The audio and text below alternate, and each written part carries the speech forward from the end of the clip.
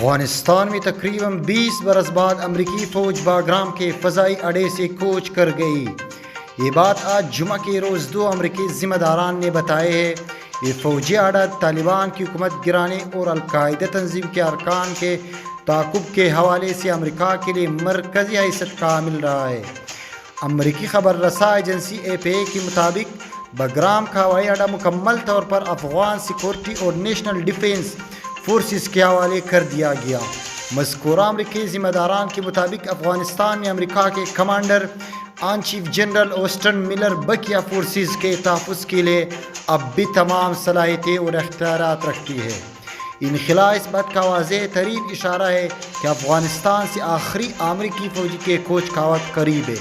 رواں سال اپریل کے وسط میں اعلان کیا گیا تھا کہ امریکہ اپنی دائمی جنگ کو ختم کر کے امریکی فوج اور نیٹو میں اس کے اتحادیوں کو واپس بھی دے گا۔ ان اہلکاروں کی تعداد تقریباً 7,000 ہے۔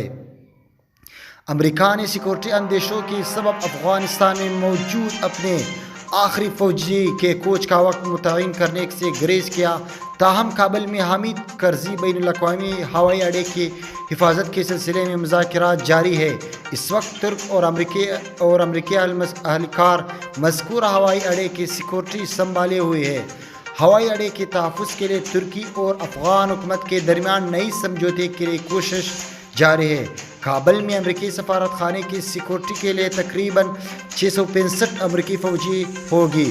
ایک زمانہ میں باگرام کے فضائی اڈے پر 1 لاکھ سے زیادہ امریکی فوجی کو گزرتے ہوئے دیکھا گیا۔ باگرام کا فضائی اڈا افغان دارالحکومت کابل کے شمال میں گاڑی کے ذریعے 1 گھنٹے کے دورے پر واقع ہے۔